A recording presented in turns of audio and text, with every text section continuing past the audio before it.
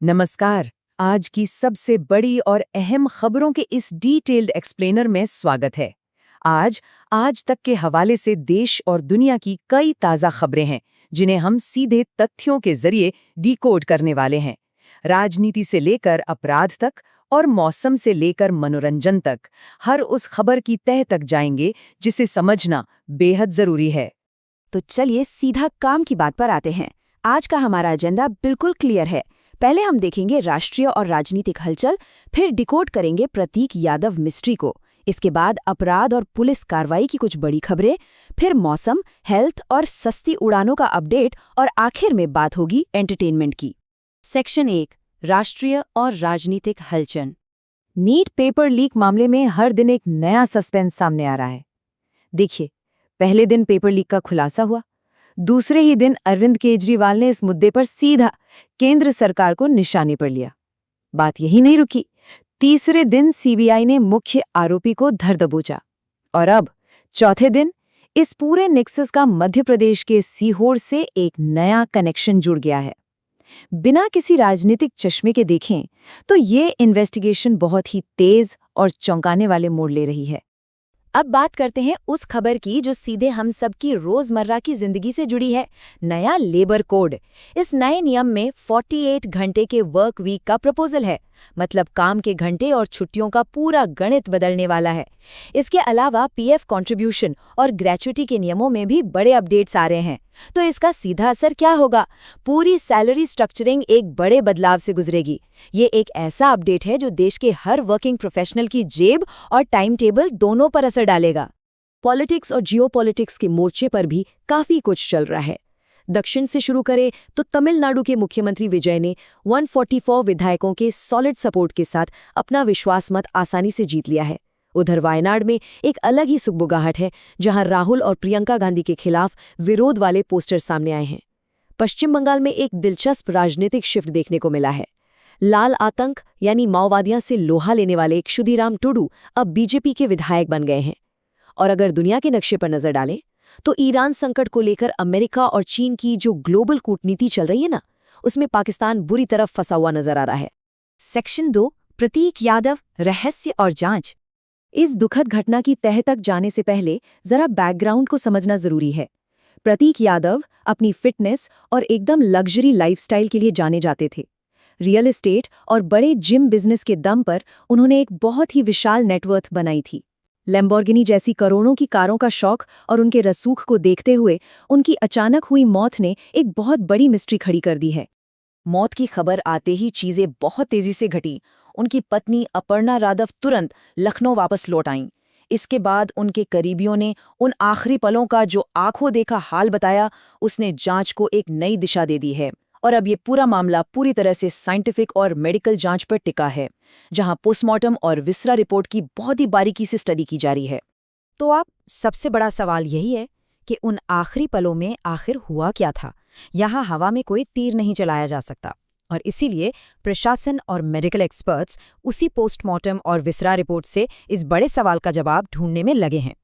इन सब के बीच मीडिया में यादव परिवार का पुराना इतिहास भी फिर से चर्चा में आ गया है।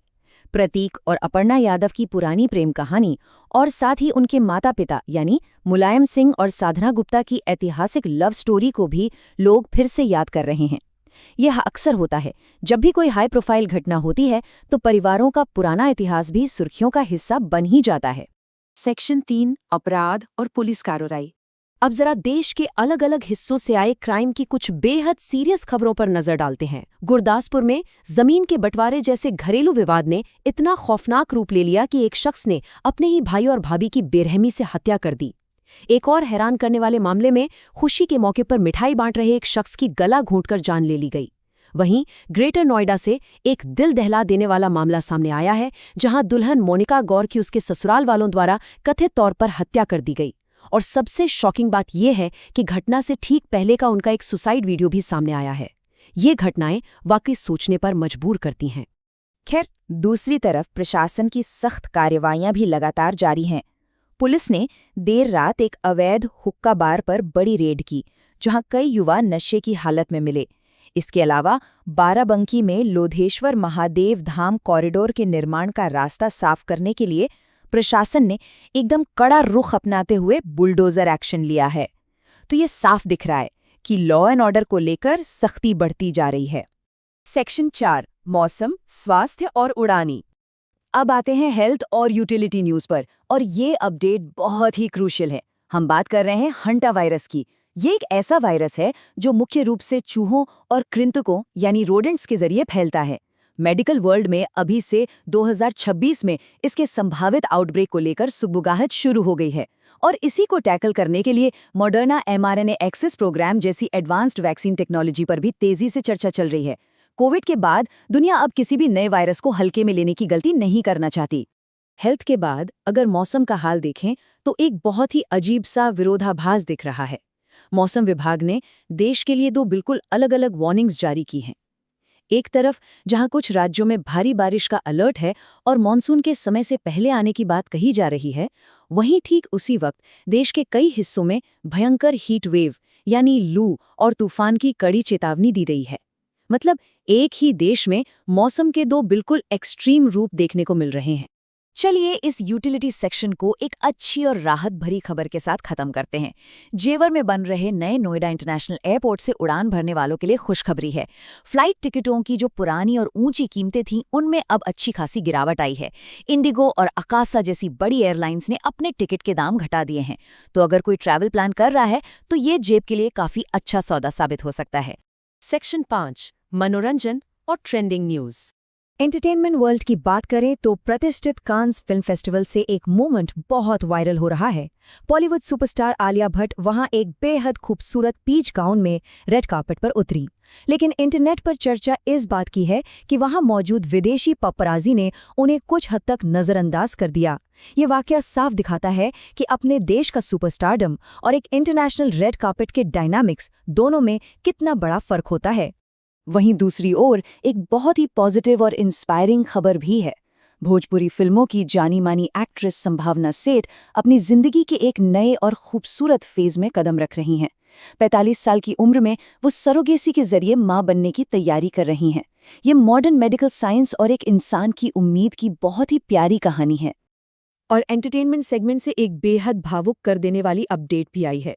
शानदार एक्टर शारिब हाशमी ने एक बहुत ही दर्दनाक खुलासा किया है।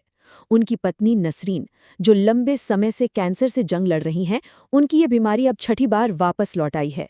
सिनेमा की चकाचौंध के पीछे की ये हकीकत याद दिलाती है कि लोग अपनी निजी जिंदगी में कितनी बड़ी-बड़ी और मुश्किल लड़ाइयां लड़ रहे होते हैं।